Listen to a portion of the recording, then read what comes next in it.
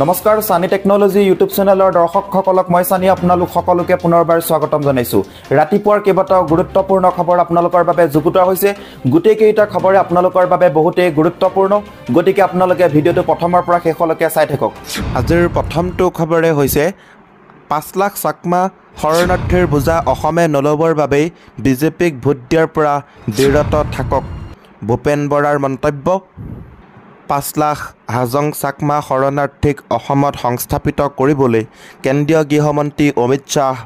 নিৰ্দেশত অসমৰ মুখ্যমন্ত্ৰী হিমন্ত বিশ্ব শৰ্মাই এক ভয়ংকৰ ব্লুপ্ৰিণ্ট ৰচনা কৰিছে। কেন্দ্ৰীয় মন্ত্ৰী কিৰেণ ৰিজিজুৱে অৰুণাচলত এক সংবাদমেলৰ দ্বাৰা এই ভয়ানক ষড়যন্ত্ৰৰ কথা ঘোষণা কৰাৰ পিছত অনাগত দিনত অসমৰ বাবে এক ভয়ংকৰ পৰিস্থিতি উদ্ভৱ হোৱাৰ আশংকা কৰিছে। আজি প্ৰদেশ কংগ্ৰেছৰ সভাপতি ভূপেন বৰাই বৰপেটা লোকসভা সমষ্টিৰ জাতীয় কংগ্ৰেছৰ প্ৰাৰ্থী দীপ বায়নৰ হৈ নিৰ্বাচনী প্ৰচাৰ চলাবলৈ গৈ এই বক্তব্য প্ৰদান কৰে।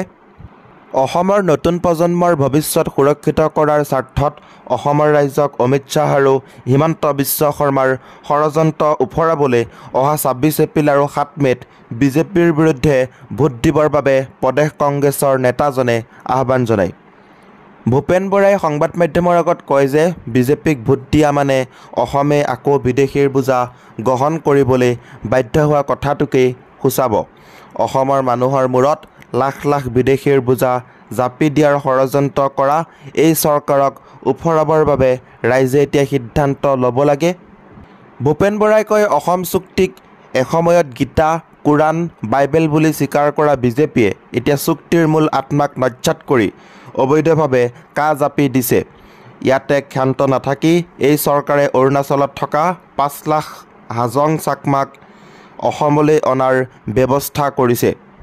লগতে ভূপেন বৰাই কয় যে হিমন্ত বিশ্ব শৰ্মাই অমিত শ্বাহে নিৰ্দেশনা দিলে হাউচিং কলনীত বাসগৃহ নিৰ্মাণ কৰি হ'লেও অৰুণাচলে খেদি দিয়া শৰণাৰ্থীক অসমত সংস্থাপন কৰিব।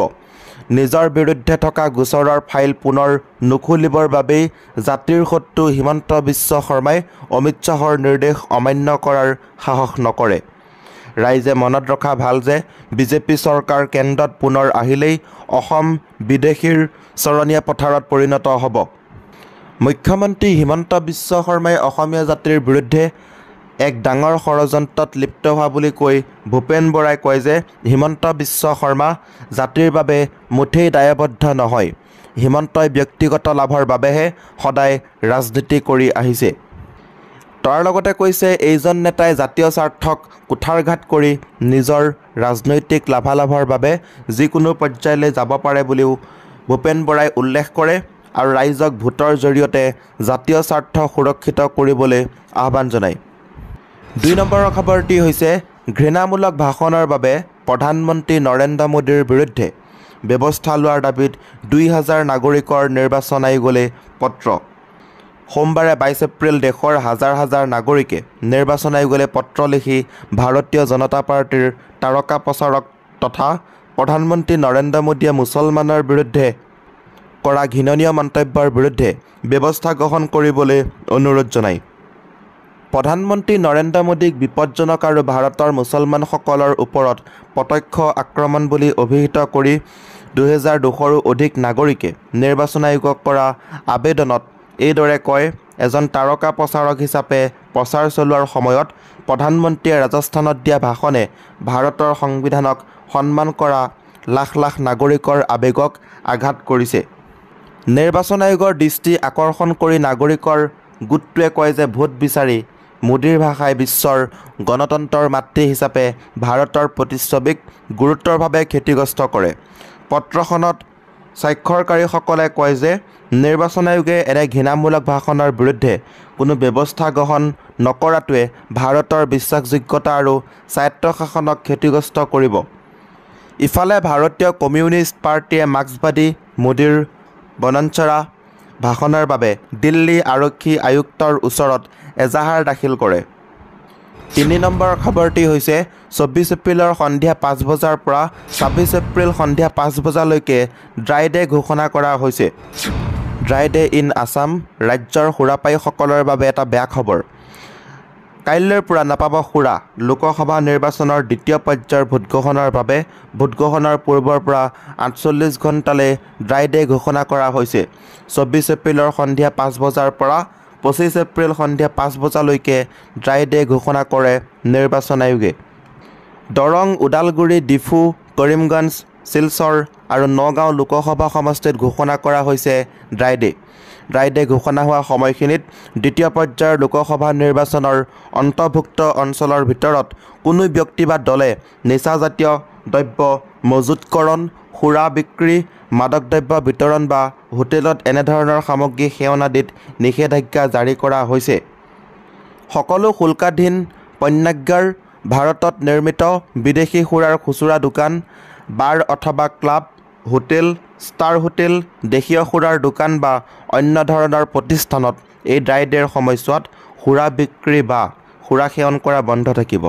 তদুপৰি এই সময়খিনিত কোনো ব্যক্তিৰ দ্বাৰা সুৰা মজুতকৰণৰ ক্ষেত্ৰত নিষেধাজ্ঞা আৰোপ কৰা হৈছে আবকাৰী আইনৰ জৰিয়তে অনুজ্ঞাপত্ৰবিহীনভাৱে মাদক দ্ৰব্য মজুতকৰণৰ বিষয়ত জিলা আয়ুক্তৰ দ্বাৰা ব্যাপক অভিযান চলোৱা হ'ব আৰু আইনগত ব্যৱস্থা গ্ৰহণ কৰা হ'ব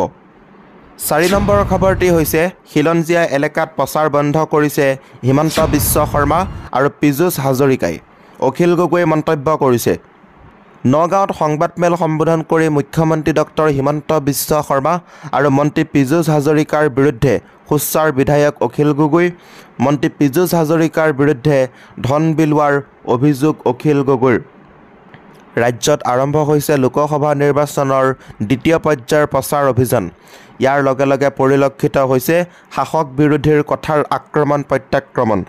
মঙলবাৰৰ পুৱাই নগাঁৱত এখনি সংবাদমেল সম্বোধন কৰি মুখ্যমন্ত্ৰী ডক্টৰ হিমন্ত বিশ্ব শৰ্মা আৰু মন্ত্ৰী পীযুষ হাজৰিকা তথা ৰাইজৰ দলৰ বিৰুদ্ধে সৰব হৈ পৰে ৰাইজৰ দলৰ সভাপতি তথা বিধায়ক অখিল গগৈ